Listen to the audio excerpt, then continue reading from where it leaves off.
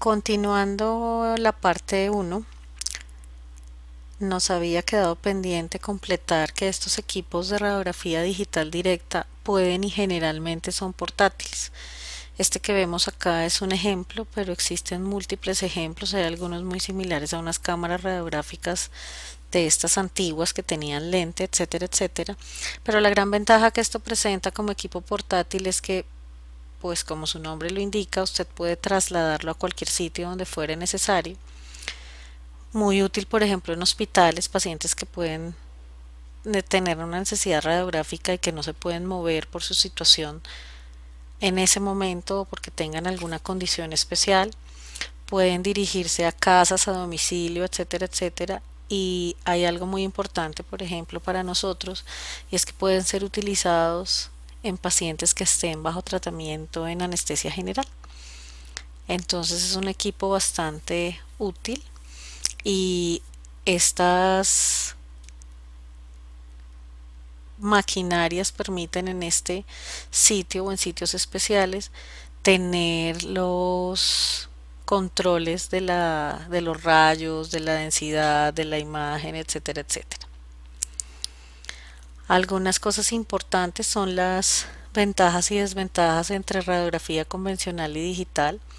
Con la radiografía digital se reduce la dosis de exposición, tienen igual o mayor capacidad para diferenciar estructuras anatómicas, tienen una nitidez y una captura de la imagen bastante buena, tratan la imagen de una forma adecuada, se pueden editar, se pueden recortar como cualquier programa, pueden obtenerse rápidamente una o varias imágenes, reutilizable el dispositivo para toma de radiografías y presentan un fácil almacenamiento. Dentro de sus desventajas está el costo, que no es tan económico, requiere una manipulación cuidadosa, un entrenamiento claro para no perder tiempo.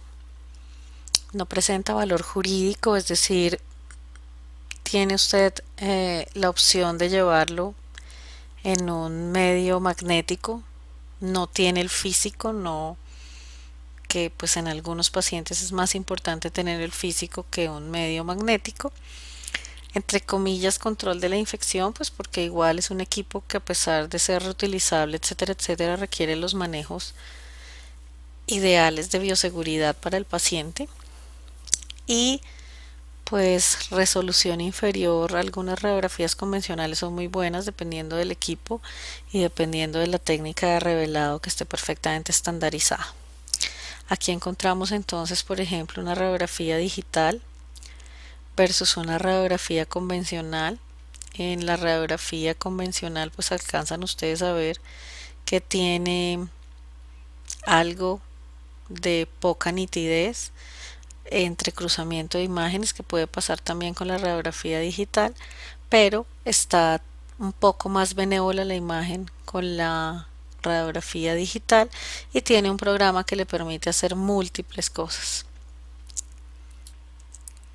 Ahora, entre radiografía digital indirecta y radiografía digital directa, existen ciertas ventajas como por ejemplo la flexibilidad del receptor con lo que usted toma la imagen, menor grosor de la placa, variedad de formas y tamaños y facilidad para hacer la técnica que es la más cercana a la realidad, que es el paralelismo. Dentro de las desventajas está el costo económico, no está, menor resolución, necesidad de un escáner y el tiempo de procesado. Recordemos entonces que la radiografía digital indirecta es aquella que usted toma con una película altamente fotosensible y la pasa en un escáner para que le haga la lectura. La directa es la que vimos en las diapositivas anteriores, en la cual usted tiene un aparato que ingresa directamente a la boca y le toma la imagen y la pasa directamente al procesador. Independiente de la técnica que usted utilice, del aparato que usted utilice o de la actualidad que tenga el aparato que usted utilice, no debemos olvidar que la radiografía es una sombra bidimensional de un objeto tridimensional.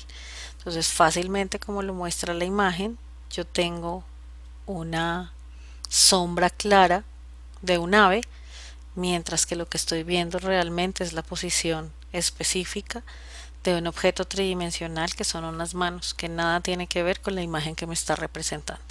Entonces esto es una conclusión clara que la radiografía es un apoyo diagnóstico, no muestra al 100% la realidad del ejercicio clínico, así que utilícela en la medida lo más mesurado posible y lo más conscientemente posible. Entonces, recordemos que en su consulta, además de la historia clínica, usted tiene unos medios de apoyo que son los exámenes complementarios, dentro de los cuales hace parte la radiografía, pero que no omiten bajo ningún concepto lo que usted está haciendo como ejercicio clínico en su paciente.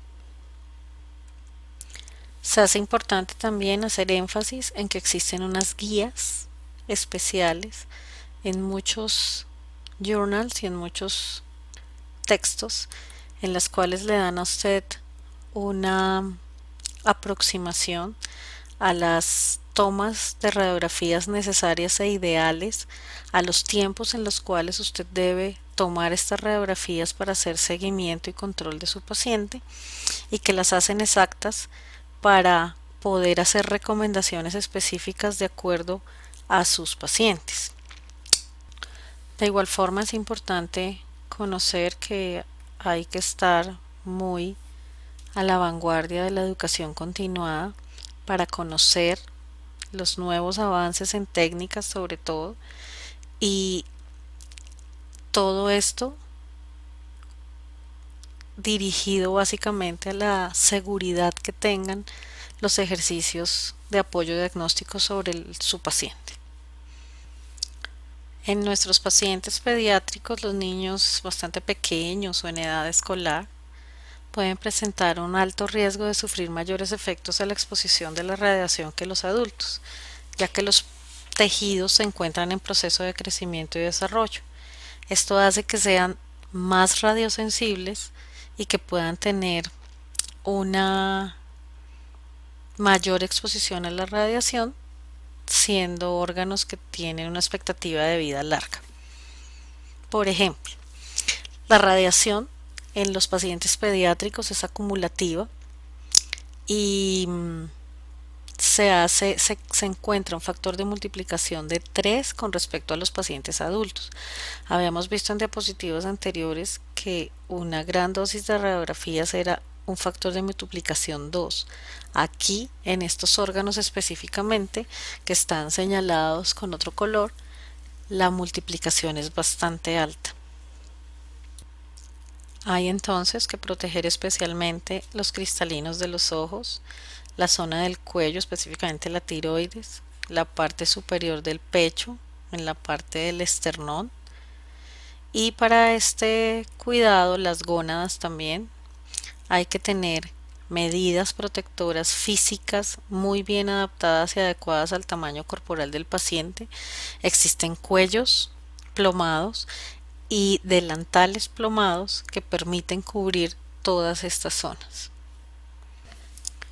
Entonces, independiente de la técnica que usted utilice, sea convencional, digital, directa o indirecta, es necesario que usted tenga o utilice todos esos medios de apoyo y de seguridad para el paciente. Están los cuellos, está el delantal, la menor radiación posible, los mejores equipos, etcétera, etcétera. También tenga claro que la radiografía que más utilizamos en nuestros pacientes son las radiografías coronales. Tiene que aprender la técnica, y si utiliza el equipo para radiografías periapicales, esté seguro de la angulación que va a utilizar, del tipo de radiografía a utilizar, el tamaño de radiografía a utilizar, para que usted evite en el mayor grado posible la gran exposición radiográfica o de rayos X que pueda tener su paciente. Cuando su paciente no coopere, por favor pida asistencia al acudiente, a la mamá, para evitar irradiar en mayor proporción a usted, al paciente, al operador, al auxiliar, etcétera, etcétera, y que el ejercicio de toma de radiografía sea lo más eficaz y eficiente posible. Hay que explicar que estos medios de protección son plomados, tienen un peso grande, que no se vaya a asustar el paciente, tampoco el acudiente, y que se maneje con diga, muestre, haga similitudes como un escudo, va a pesar, vas a sentir gordo, grande, etcétera, etcétera, para que el paciente no se asuste. Entonces, en pediatría utilizamos tanto radiografías intraorales como extraorales. De las intraorales, la más utilizada y las que deben ser solicitadas y tomadas cada vez que su paciente tenga un control dependiendo de la edad y del riesgo, las radiografías de aleta de mordida. Utilizamos para sectores específicos, para análisis específicos también las radiografías periapicales, y en raros casos, cuando la indicación lo amerita, utilizamos las radiografías oclusales tanto superiores como inferiores. De las radiografías extraorales es muy frecuente solicitar radiografía panorámica, radiografía de perfil, radiografía de mano o muñeca cuando evaluamos periodos de crecimiento, y la radiografía posteroanterior o de frente, que es utilizada para evaluar desviaciones o asimetrías faciales. Entonces acá hay tres tipos de técnicas de radiografías intraorales. Esta, por ejemplo, es la coronal. Esta, por ejemplo, es la periapical de anteriores superiores, y esta, por ejemplo, una oclusal. Cada una tiene su técnica. Devolvámonos un poco. Entonces acá en la radiografía coronal es una radiografía básicamente para evaluar espacios interproximales, descartar caries coronales, y como su nombre lo indica, únicamente nos permite analizar las coronas de los dientes tanto superiores como inferiores. Una radiografía periapical le permite a usted tener una visión amplia y general de lo que son todos los tejidos periapicales y coronales de un diente o de una zona, en este caso pues una radiografía superior. Le permite evaluar tamaños coronales, radiculares, relación corona-raíz, la relación de las raíces, posibilidad de lesiones periapicales, óseas, periodontales, etcétera, etcétera. En la radiografía oclusal, que es la que vemos a la derecha, es una técnica muy diferente en la cual simplemente se observan los tamaños o las coronas, y se observa muy bien línea media, relación antero-posterior y transversal de gérmenes y de dientes en boca, y es muy utilizada para descartar, por ejemplo, presencia de dientes supernumerarios en línea media. Encontramos entonces las técnicas radiográficas más utilizadas. En la imagen superior encontramos la técnica de paralelismo, o también conocida como técnica de ángulo recto o cono largo, en la cual la colocación de la película es paralela al eje del diente en ángulo recto a los rayos X, es decir, que el cono debe ir dirigido perpendicular a esa ubicación recta de la película.